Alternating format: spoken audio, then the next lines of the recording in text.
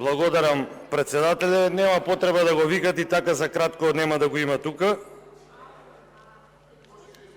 Колеги од Алијанс, еве јас ќе зборам за господинот Сали, што можел да направи, што не направил и што може да направи денеска и утре додека не е разрешен. Господинот Сали пред се како човек, како доктор, како министер, Ахмети и Груби и измекерот Ковачевски го помножија со нула. Така ве множат и вас сега, ама по втор пат. Нив по прв пат.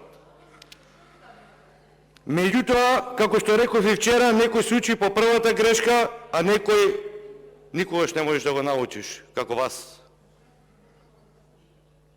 А што доведе до ова да ги можат со нула, наместо сега истите тие да ги бираат како лубеници, да им одат по канцеларии да ги молат?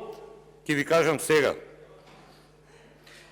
Имаше шанса, господина Сали, имавте и вие шанса, првиот пат, овие криминалци измекери да ги затворите, но таа шанса не ја искористивте, а имавте толку многу можности.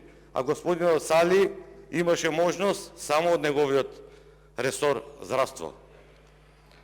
Една од многуте можности нивна беше на едно мое пратеничко прашање пред неполни 2 месеци. Да бидам прецизен, ќе ви го повторам прашањето.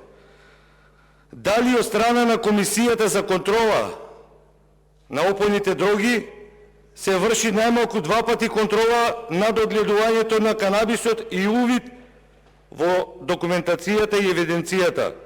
Значи, побарав извештај за целокупната работа. Знаете што се случи? Добив 20 секунден одговор од заменикот министер. И потоа ништо не се случи. А со тој извештај можеа да ги затворат Ковачевски, Оливер Спасовски и цела влада. За да не останам недоречен и да му помогнам на господинот Сали овој ден, 2, 3, додека се уште не е разрешен, да побара некои документи и да го срочи обвинението. Завршена ќе биде приказката.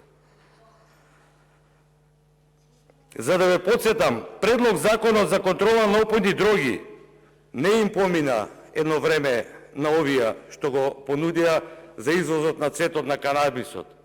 Меѓутоа, се уште 1 до 2 фирми вршат извоз на цветот. По кој член од законот? Кривично дело за кое се оди во затвор. Тоа господинот Сали нека го најде документот и веднаш да го срочи обвинението. Завршена ќе биде приказката. Тоа ви го кажувам и на вас, на вашиот иден министер ако помине. И ако сте против корупцијата и криминалот, тоа вие ќе го направите. Баш да видиме. Потоа ќе прашам, што се случува со Медикал 420?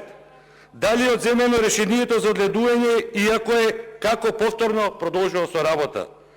Дали се знае колку канабис се произведува, колку вишок останува и каде оди тој вишок? Тука може да го праша Оливер Спасовски, каде оди тој вишок. А Ковачевски знае.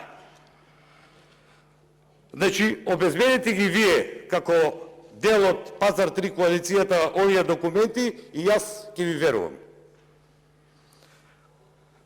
Господин Сали имаше и многу други можности.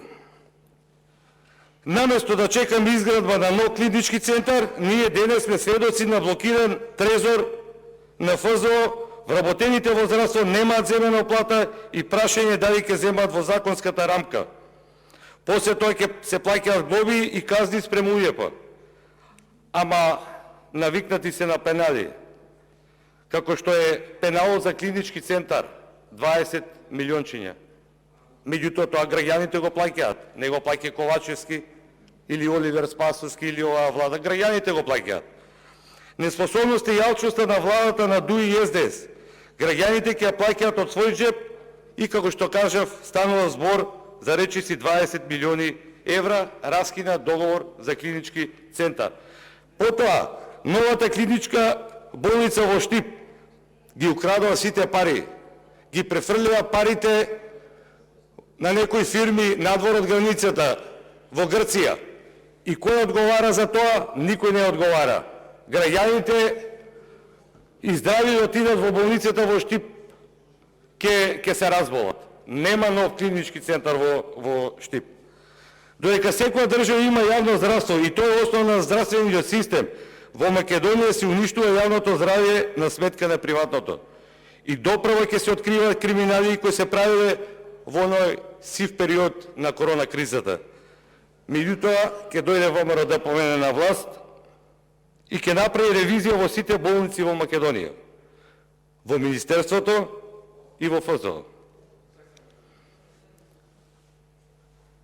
Затоа и сега цела оваа лудница околу оваа Пазар 3 коалиција на Ахмети, Груби и Змејкерот Ковачевски. Уште што може нешто да се земе и пријатно. Резултатот од лошата политика на ДУИ и СДС е оваа слика кога граѓаните џабе плаќаат здравствено осигурување. На граѓаните имускратено лекувањето, а плаќаат секој месец. А болниците се катастрофа. Ќе ви кажам само еден пример за една болница. Болницата во Кочани. Хорор, катастрофа. Да ти е страв да влезеш натре. Немаше грејење. Ја тресе афери и требаше да се јават милиони незадоволни пациенти за да пуштат парно наутро и навечер. Нема лекови. Нема возен парк. Замислете, моментално имат само едно лежечко возило комбе за транспорт. Само директорот користи едно возило за да дојде до Скопје и назад. А имаат направено еден дил со сервисер од Штип и 35 километри си перат пари, место да земат од Кочани. Нема 24 часови рентген веќе 5 години од кога е СДС на власт. Нема 24 часовна лабораторија веќе 5 години. Нема лекари на гинекологија, замислете, 21 век. Тече вода, не функционира, буквално ништо. Хорор филм, катастрофа. И така е по сите болници. Јас само дадов пример за една болница, за кој ја лично имам информација. Затоа велам, има овие до сега убава шанса да ги решат овие, кои еве ги нема, не гледат причина да бидат тука. Сака од главата, сака од опашката. Прецизно има да ги решат, има можност да ги решат и никогаш повеќе да не се појават на политичката сцена. И ќе беше завршена приказка. А што се однесува, колешке, како ние ќе гласаме? Ние не поддржуваме предлози од криминална и корумпирана влада. Ви благодарам.